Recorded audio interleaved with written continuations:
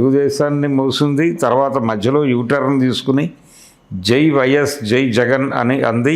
YS Rajasekhara Reddy మరణం వెనకాల జగన్ని తిట్టడం కోసం వాళ్ళ జీవితాలు ఏం చేయడానికైనా సిద్ధపడిపోతున్నారు. వాళ్ళు అలా న్యూస్ యాంకర్లు కూడా ఈ ప్రయోజనాల కోసం వారికి టీటీడీ చైర్మన్ హోదా దక్కింది. ప్రతి కమ్యూనిస్టు పార్టీకి ఒక పత్రిక ఉంటుంది. ఆ పత్రిక ఎందుకు ఉంటుందంటే పార్టీ స్టాండ్ జనంలోకి తీసుకెళ్ళటానికి. అది ఉండటం తప్పని ఎలా మాట్లాడతాడు ఈ పెద్ద మనిషి? కాబట్టి మీడియాని నోరు నొక్కటము, మీడియాని కొనుగోలు చేయటము, మీడియాని కంట్రోల్ చేయటము, ఈ వ్యవహారాలలో చంద్రబాబు నాయుడు గారిని మించిన వాడు ఇంకోటి లేడు. నమస్తే, వెల్కమ్ టు అవర్ ఛానల్. నేను సిరి. పార్టీలకి సొంత మీడియా ఉండొద్దు, ఒకవేళ ఉంటే అది ప్రమాదాలకి దారితీస్తుందని చెప్పేసి చంద్రబాబు నాయుడు గారు అన్నారు. మరి ఇది ఎంతవరకు కరెక్ట్? అసలు నిజంగానే చంద్రబాబు నాయుడు గారి మాటలలో నిజాయితీ ఉందా? సో దీని గురించి విశ్లేషించి తెలియజేయడానికి మనతో పాటు ఉన్నారు ప్రముఖ పొలిటికల్ అనలిస్ట్ భరద్వాజ్ గారు. నమస్కారం. నమస్తే సార్. పార్టీలకి సొంత పత్రికలు, మీడియా ఉండొద్దు, ఉంటే అవి ప్రమాదాలకి దారితీస్తాయి అని అంటున్నారు. మరి నిజంగానే టీడీపీ పార్టీకి సొంత ఛానళ్ళు లేవా, మీడియా లేవా, ఏంటంటారు? మరి చంద్రబాబు నాయుడు గారి మాటల్ని ఎలా చూడాలంటారు? అంటే ఆయన ఉద్దేశంలో వైఎస్ఆర్సీపీకి సాక్షి అనేటువంటి పేపరు, సాక్షి అనేటువంటి టీవీ ఉండటం తప్పు, అవి రెండు తీసేయండి అర్జెంటుగా అనేది ఆయన ఉద్దేశం. మిగిలిన మీడియా ఉంది కదా, ఆల్రెడీ ఈనాడు ఉంది, ఆంధ్రజ్యోతి ఉంది, లేకపోతే టీవీ5 ఉంది, మరొకటి ఉంది, ఇవన్నీ కూడా ఉన్నాయి కదా, ఇండిపెండెంట్ మీడియా అనే పేరుతో ఉన్నాయి అవన్నీ. కానీ అవన్నీ ఎవరికి సేవ చేస్తున్నాయో అందరికీ తెలుసు. ఆ సేవ చేసినందుకు వారికి ఏం ముడుతోందో అందరికీ తెలుసు. ఆంధ్రజ్యోతి అనేటువంటి పేపరు అది కేఎల్ఎన్ ప్రసాద్ గారు ప్రారంభించారు. కేఎల్ఎన్ ప్రసాద్ అంటే ఆయన అప్పటి రాజ్యసభ సభ్యుడు, విజయవాడకు చెందినటువంటి ఒక వ్యవసాయ పారిశ్రామికవేత్త, కాంగ్రెస్ పార్టీ మనిషి. ఆయన్ని రాజ్యసభకు పంపించింది కూడా కాంగ్రెస్ పార్టీయే. వారి నేతృత్వంలో మొదలైనటువంటి పేపరు. అది ఒక ఏరియాకి, అంటే ఒక ప్రాంతానికి, అప్పుడు మెడ్రాసు సెంటర్గా పత్రికలు ఉండేవి. విజయవాడ కేంద్రంగా ఒక మీడియా ఉండాలి అనే ఉద్దేశంతో పాటు అది ఆ రోజుల్లో దాని మీద ఒక బ్రాండ్ ఉండేది, అది కమ్మ పత్రిక అని. కేఎల్ఎన్ ప్రసాద్ గారు ఏ సామాజిక వర్గానికి చెందున్నాడో ఆ కమ్యూనిటీ పత్రికగా అప్పటికి మిగిలిన పత్రికల్లో కొంతవరకు బ్రాహ్మణ ఆధిపత్యం నడుస్తూ ఉండేది. అంటే ఆంధ్ర పత్రిక కాశీనాథు నాగేశ్వరరావు పంతులు గారిది. సో దానికి ఆల్టర్నేటివ్గా ఆంధ్రప్రభ ఉండేది. ఆంధ్రప్రభ అది గోయంకాల పెట్టుబడితో వచ్చింది. ఇది ఆంధ్రజ్యోతి పర్టికులర్గా ఈ ప్రాంతపు వ్యవసాయ కమ్యూనిటీగా, అగ్రికల్చర్ కమ్యూనిటీగా చెప్పుకునేటువంటి కమ్మ సామాజిక వర్గానికి, వాళ్ళ ప్రయోజనాలకి కొంత ఆ ఏరియాలో పనిచేసేటువంటి పత్రికగా అది ఎస్టాబ్లిష్ అవుతూ వచ్చింది. తర్వాత అది కేఎల్ఎన్ ప్రసాద్ గారి పిల్లల ఆధ్వర్యంలోకి వచ్చిన తర్వాత అది మూతపడే పరిస్థితి వచ్చింది. వేసేసారి, అయిపోయింది. అది మూత పడిన సందర్భంలో రాధాకృష్ణ గారు అందులో ఎంప్లాయ్. ఆయన చంద్రబాబు గారిని తడమటం వలన, చంద్రబాబు గారు ఆశీర్వదించడం వలన అది జగదీష్ ప్రసాద్ గారి దగ్గర నుంచి రాధాకృష్ణ గారికి బట్వాడా అయింది. దీనిలో చాలా హెల్ప్ చేశాడు చంద్రబాబు గారు. అయితే ఎవరి డబ్బులు వాళ్ళకి వెళ్ళిపోయినాయి, ఎవరి ప్రయోజనాలు వాళ్ళకి వెళ్ళిపోయినాయి. అలా ఆంధ్రజ్యోతి తిరిగి రాధాకృష్ణ గారి చేతుల్లోకి వచ్చి అది తెరుచుకోవటం, ఈరోజు వరకు అది చేస్తున్న కార్యక్రమం తెలుగుదేశానికి అనుకూలంగా వ్యవహరించడమే, తెలుగుదేశపు భావజాలాన్ని జనాల్లో నింపడమే వాళ్ళ ప్రోగ్రామ్గా నడుస్తోంది. అది అందరికీ తెలిసిన విషయమే, కొత్తదేం కాదు. అలాగే టీవీ5 అది ఒకప్పుడు తెలుగుదేశాన్ని మోసింది. తర్వాత మధ్యలో యూటర్న్ తీసుకుని జై వైఎస్ జై జగన్ అని అంది. వైఎస్ రాజశేఖర రెడ్డి మరణం వెనకాల రిలయన్స్ హస్తం ఉంది, కేజీ బేసిన్ గురించి ఆయన మాట్లాడేయడం చంపేశారు అనే వార్త ప్రసారం చేసి ఆనాటి ఆ పత్రిక సంపాదకుడిగా వ్యవహరించినటువంటి బ్రహ్మానందరెడ్డి గారు జైలుకి కూడా వెళ్ళాడు. ఆ స్థాయిలో అది జగన్ అనుకూలంగా వ్యవహరించిన రోజులు ఉన్నాయి. ఆ తర్వాత ఆర్థికపరమైన లావాదేవీలు వచ్చినాయి, వాళ్ళకి చెడింది, డబ్బుల దగ్గర చెడింది, అంతకుమించి ఏమీ కాదు. చెడి వాళ్ళు మళ్ళీ యూటర్న్ తీసుకుని అటు వెళ్ళిపోయారు. పచ్చ బ్యాచ్లో కలిసిపోయారు, తెలుగుదేశంలో నిమజ్జనం అయిపోయారు. ఈ రోజుకి వాళ్ళు అదే చేస్తున్నారు, అదే పని చాలా అగ్రెసివ్గా చేస్తున్నారు. జగన్ని తిట్టడం కోసం వాళ్ళ జీవితాలు ఏం చేయడానికైనా సిద్ధపడిపోతున్నారు వాళ్ళు. అలా న్యూస్ యాంకర్లు కూడా పూనకం వచ్చినట్టు మాట్లాడటం మనం చూస్తూనే ఉన్నాం. ఈ ప్రయోజనాల కోసం వారికి టీటీడీ చైర్మన్ హోదా దక్కింది. అక్కడ వారు ఏం చేసినా వీరు అడిగే పరిస్థితి కూడా కనిపించడం లేదు. ఈ మధ్య ఆయన మీద ఒక స్కాండల్ వచ్చినా కానీ వాళ్ళు లోకం కళ్ళు కప్పగలిగారు, మూకుడు పెట్టి మూయగలిగారు. మనం చూసాం ఇవన్నీ, ఈ కథలన్నీ. సో మహా టీవీ అది చెప్పక్కర్లేదు, అది వాళ్ళ కోసం పురుడు పోసుకున్నటువంటి మీడియా ఆర్గనైజేషన్. ఇప్పటికీ వాళ్ళ కోసం తపస్సు కాదు, అది ఫైట్ చేస్తుంది, యుద్ధరంగంలో ఉండి పోరాటం చేస్తున్నారు వీళ్ళందరూ. సో ఇలా ఒక నెట్వర్క్ ఏర్పాటు చేసుకోవటం మాత్రమే కాదు, అసలు పుట్టే ప్రతి మీడియా హౌసు మన కోసమే పనిచేయాలి అన్న పద్ధతిలో వాళ్ళు ఆ రకమైనటువంటి వలలు వేసేసి ఉంచుతున్నారు. మీడియాని కొనుగోలు చేశారు, కొనుగోలు చేసి వాళ్ళ దొడ్లో కట్టేసుకున్నారు, అయిపోయింది. వాళ్ళ దొడ్లో చేరని ప్రెస్ ఏదైనా ఉందంటే సాక్షి, అది ఆ పార్టీ నాయకుడిది. కాబట్టి పార్టీలకు పత్రికలు ఉండకూడదు అని మాట్లాడుతున్నాడు ఆ పెద్ద మనిషి చంద్రబాబు. తెలుగుదేశం, మరి ఆయనకు తెలియదో కానీ తెలుగుదేశం పార్టీకి కూడా ఒక పత్రిక పెట్టారు రామారావు గారు, తెలుగుదేశం అనే టైటిల్తోనే. ఆ తెలుగుదేశం అనే పత్రిక కొంతకాలం నడిచింది. అది అతి తక్కువ ధరకి జనాలకు అవసరమైతే ఉచితంగా కూడా ఇచ్చేవాళ్ళు రోడ్ల మీద పెట్టి. అంటే తెలుగుదేశం కార్యక్రమము, ప్రభుత్వ కార్యక్రమాలు ఇవన్నీ దానిలో వచ్చేసి జనాల్లోకి పంపు చేసేవాళ్ళు. అది ఒక ప్రయోజనం కోసమే, అదొక కరపత్రం లాంటి పత్రికే. కానీ ఈనాడు ఇవన్నీ కూడా కరపత్రాలే. అప్పటికే రామారావు గారి రోజులకే ఈనాడు వారి కరపత్రంగా ఉండేది. ఆంధ్రపత్రిక, ఆంధ్రజ్యోతి కొంచెం కాంగ్రెస్ స్టాండ్కి దగ్గరగా అనిపించేది, ఆంధ్రప్రభ కొంచెం అటు ఇటుగా ఉండేది. అలాంటి ఒక దశ నుంచి నెమ్మదిగా టోటల్ మీడియా వాళ్ళ కాంపౌండ్లోకి తెచ్చేసుకున్నాడు ఆయన, ఒక సాక్షి తప్ప. కాబట్టి తనకు వ్యతిరేకంగా రాస్తున్నది సాక్షి. కాబట్టి ఇప్పుడు సాక్షి మీద ఆయన ఏదో పెద్ద డెమోక్రాట్ లాగా ఒక పార్టీ తన అభిప్రాయాలు జనంలోకి తీసుకెళ్ళడానికి ఒక పత్రిక పెట్టుకుంటుంది, అది తప్పేం కాదు.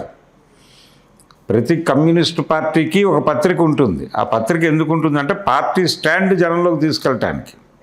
అది ఉండటం తప్పని ఎలా మాట్లాడతాడు ఈ పెద్ద మనిషి. అండ్ ఇంకొకటి అన్నది ఏంటంటే, గత ప్రభుత్వ హయాంలో ఏదైతే మీడియా గొంతు నొక్కే ప్రయత్నాలు జరిగాయి, ఏ వార్త కూడా బయటికి రానివ్వలేదు అని చెప్పేసి మాట్లాడారు. మరి ఇప్పుడు ఏం చేస్తున్నారు? ఇప్పుడు ఆ రోజున కూడా కొన్ని ఛానల్స్ ప్రసారాలు ఆపారు అక్కడ, ఇప్పుడు ఆపారు. ఇప్పుడు చాలా ఛానల్స్ రావు అక్కడ. అంటే ఎప్పుడైనా విజయవాడ వెళ్ళి ఏదన్నా హోటల్లోనో ఎక్కడన్నా దిగి అది రిమోట్ ఆపరేట్ చేస్తే కొన్ని ఛానల్స్ రావు. ఎందుకు రావంటే వాళ్ళు బ్లాక్ చేశారు. కొన్ని ఛానల్స్ వాళ్ళు ఆ ఆపరేటర్ని కంట్రోల్ చేయలేనటువంటి పరిస్థితి ఉన్నటువంటివి ఉంటాయి. నెట్వర్క్ టాటా స్కైయో మరొకటి అలాంటివి ఏమైనా ఉంటే వాళ్ళని కంట్రోల్ చేయడం కొంచెం ఇబ్బంది. కాబట్టి ఆ ఏరియాలో కొన్ని ఛానల్స్ వస్తాయి. మిగిలిన ఏరియాల్లో మిగిలిన ఆపరేటర్లు, వాళ్ళు కంట్రోల్ చేయగలిగిన ఆపరేటర్ల వరకు మాత్రం కొన్ని ఛానల్స్ రావు. అదేమిటి అని జనాలు అడగరు, వాళ్ళకి తెలుసు. ఈ ప్రభుత్వం ఉన్నంతకాలం ఈ ఛానల్స్ రావు అని తెలుసు వాళ్ళకి. వాళ్ళు ఫిక్స్ అయిపోయి అలాగే చూస్తున్నారు. అలా చూడటానికి అలవాటు పడిపోయింది ప్రపంచం. ఇప్పుడు వాళ్ళు చేస్తోందే మీరు చేస్తున్నారు, మీరు చేసిందే వాళ్ళు చేశారు. 2014లో 2019 నుంచి జగన్ ఏం చేయాలో నేర్పించింది చంద్రబాబు గారు. 2014 నుంచి 19 వరకు వారు ఇలా చేసి ఇలా చెయ్యాలి నువ్వు కూడా అని చెప్పారు, అదే చేశాడు ఆయన. ఇప్పుడు మళ్ళీ ఆయన చేశాడు కాబట్టి మేము చేస్తున్నామని ఇప్పుడు చేస్తున్నారు. కాబట్టి మీడియాని నోరు నొక్కటము, మీడియాని కొనుగోలు చేయటము, మీడియాని కంట్రోల్ చేయటము, ఈ వ్యవహారాలలో చంద్రబాబు నాయుడు గారిని మించిన వాడు ఇంకోటి లేడు. పార్టీకి పత్రిక ఉండటం కన్నా కూడా అన్ని పత్రికల్ని మనమే కలిపేసుకుంటే సరిపోతుంది కదా అని ఒక బిగ్ స్కీమ్ వేశాడు ఆయన. మనవి కాని పత్రికలు మన కోసం పనిచేసేలాగా ఎలా మలుచుకోవాలో ఆయనకు తెలుసు, అలా మలుచుకున్నాడు, అయిపోయింది. అవన్నీ ఆయనకు ఊడిగం చేస్తున్నాయనే విషయం ఎవరు కొత్తగా చెప్పక్కర్లేదు. అంటే ఇవే కాదు సార్, శాటిలైటే కాకుండా కొన్ని వందల ఛానల్స్, డిజిటల్ ఛానల్స్ ఉన్నాయి కదా సార్. డిజిటల్ ఛానల్స్ ఉన్నాయి, వాళ్ళు ఫ్లోట్ చేసి డబ్బులు ఇచ్చి చేయిస్తున్నటువంటి ఛానల్స్ అనేకం ఉన్నాయి. మరి అవన్నీ ఎవరి ఛానల్స్? మరి వాటి అన్నిటి గురించి పెయిడ్ ఛానల్స్, పేటీఎంలు అని వాళ్ళ గురించి మాట్లాడతారు. వీళ్ళ పేటీఎంలు, వీళ్ళ పెయిడ్ ఛానల్స్ వీళ్ళకి ఉన్నాయి వందలాది. కాబట్టి ఇవి కాకుండా గ్రూప్స్ ఉన్నాయి, విడిగా ట్రోల్ గ్రూప్స్ ఉన్నాయి. ఆ ట్రోల్ గ్రూప్స్కి డబ్బులు వెళ్తాయి ప్రతి నెల. వాళ్ళ పని ఏంటంటే తెలుగుదేశం పార్టీకి నెగిటివ్గా అనిపించే మాట ఎవరు మాట్లాడినా వాళ్ళ బతుకులు రోడ్డు మీద పెట్టడమే. వీడికి బలానా చోట ఎఫ్ఐఆర్ ఉంది, అది ఉంది, ఇది ఉంది, వీడి పరమ దుర్మార్గుడు అని విపరీతంగా పంపు చేసేస్తారు. ఇది ప్రోగ్రామ్. వీళ్ళందరికీ డబ్బులు వెళ్తాయి. వీళ్ళందరూ కూడా పెయిడ్ సర్వెంట్సే. ఇంత నెట్వర్క్ నడుపుతున్నాడు. పైగా మీడియాని కంట్రోల్ చేయటము, మీడియాని తన గుప్పెట్లో పెట్టుకోవడం అనేది చంద్రబాబు నాయుడుకి తెలిసినంత ప్రపంచంలో ఇంకెవరికి తెలియదు. ఆయన ప్రాక్టీస్లో మనకు అర్థమైనటువంటి చరిత్ర ఇది. అందుకని ఇప్పుడు ఒక పార్టీకి పత్రిక ఉండకపోతే మిగిలినవన్నీ మనమే మన దగ్గర పెట్టుకోవాలి. మనకి పత్రిక ఎందుకు అని రామారావు గారు ఎందుకు పెట్టాడు మరి తెలుగుదేశం ఆ రోజుల్లో? ఆయనకి జ్ఞానం లేదు. ఊళ్ళో ఉన్న పత్రికలన్నీ మన కోసం పనిచేసేలాగా చేసుకోవాలి అనే జ్ఞానం లేక పార్టీ కోసం ఓ పత్రిక పెట్టాడు ఆయన. తర్వాత అది మూతపడిపోయింది. కాబట్టి చంద్రబాబు నాయుడు విజనరీ. ఆయన విజన్లో, ఆయన విజన్తో చేసినటువంటి ప్రకటనగానే చూస్తున్నాను నేను దీన్ని. మనకి పత్రిక అక్కర్లేదండి, ఊళ్ళో వాళ్ళందరూ మనకి బానిసలుగానే పనిచేస్తారు, అలాంటి పరిస్థితి మనం కల్పించుకోవాలి అంతే తప్ప, అంటే వాళ్ళకి ఏదో ప్రయోజనం నెరవేరిస్తే వాళ్ళు బానిసల్లాగా ఇంట్లో పడి ఉంటారు. అది మన డబ్బుతో చేయక్కర్లేదు, ప్రభుత్వం డబ్బుతో చేయొచ్చు. ఈ రూట్స్ అన్నీ ఆయనకు తెలుసు కాబట్టి ఆ మాట మాట్లాడాడు. ఇది మేనేజ్మెంట్ చేతకాక అనవసరంగా జగన్ సాక్షి అనే పేపరు, సాక్షి అనేటువంటి ఛానల్ పెట్టుకొని ఈ అపప్రదంతా భరిస్తున్నాడు. ఆయన తన అభిప్రాయాలు చెప్పుకోవడానికి అదొకటే వాహకంగా కదా అనుకుంటున్నాడు. ఆయనకు ఆల్టర్నేటివ్ లేదు. అవతల ఏ పేపరు ఈయన ఒకవేళ ఈ పెద్ద మనిషి అన్నాడు కాబట్టి సాక్షి తీసేస్తే ఆయన తన గొంతు ఎక్కడ వినిపించుకోవాలో తెలియని పరిస్థితి. నిజంగా వీళ్ళు ఎలో చేయరు. ఇది ఈ ఉన్న పత్రికల వాళ్ళు ఎవరు ఎలో చేయరు. ఈ విషయం, ఈ సఫికేషన్ వైఎస్ రాజశేఖర రెడ్డి పడి ఆయన ఉన్న రోజుల్లో తీసుకున్న నిర్ణయమే. అంటే సీఎం కాకపోతే 2004 ఎన్నికల తర్వాత ఆయనకు సీఎం పదవి ఇవ్వకపోతే కాంగ్రెస్ పార్టీ నుంచి బయటకు వచ్చి ఓ ప్రాంతీయ పార్టీ పెట్టాలని అనుకున్నాడు ఆయన. ప్రాంతీయ పార్టీ పెట్టాలి, ఓ ఛానల్ పెట్టాలి, ఓ పేపర్ పెట్టాలని కూడా అనుకున్నాడు. ఎందుకు అనుకున్నాడంటే అప్పటికే మీడియా అంతా వాళ్ళ కంట్రోల్లో ఉంది, చంద్రబాబు కంట్రోల్లో, రాజశేఖర రెడ్డి గారు ఉన్నప్పుడే. అందుకని ఆయన 2004లో మనకు సీఎం పదవి రాకపోతే ఇమ్మీడియట్గా కాంగ్రెస్ నుంచి బయటకు వచ్చి ఓ ప్రాంతీయ పార్టీ పెట్టి ఓ ఛానల్ పేపరు పెట్టాలని అనుకున్నాడు. ఆ ఎన్నికల్లో గెలిచింది కాంగ్రెస్ పార్టీ. వైఎస్కి సీఎం పదవి ఇచ్చారు. ఇచ్చిన తర్వాత ఆయన ఏం చేశాడు, ఇందిరా టెలివిజన్ నెట్వర్క్ అనే పేరుతో, ఇందిరాగాంధీ పేరుతో తను అనుకున్న పద్ధతిని ఇంప్లిమెంట్ చేసి సాక్షి పేపరు, ఛానల్ 2 పెట్టాడు. అది అదే పేరుతో ఉంది ఇప్పటికీ.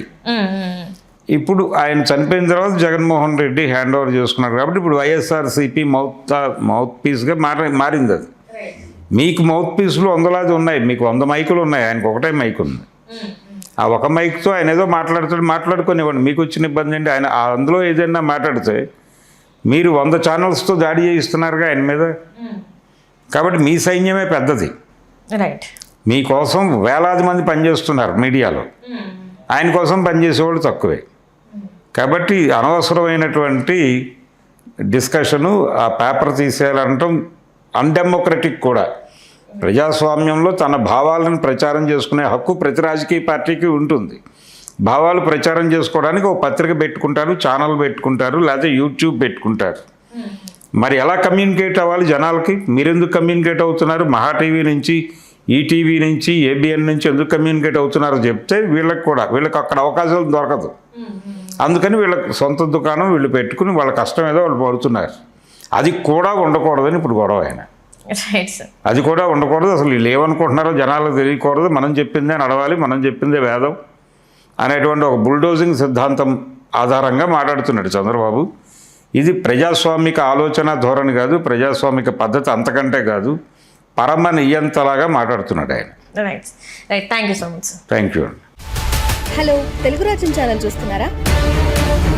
సామాజిక, రాజకీయ, జీవన చిత్రణే తెలుగు రాజ్యం. అతిశయోక్తులు, అసత్యాలు ఉండవు. రాజకీయ కోణం కాదు, ప్రజా కోణమే కొలబద్ద. తెలుగు రాజ్యం వీక్షణ మీ ఉత్తమ అభిరుచికి నిదర్శనం.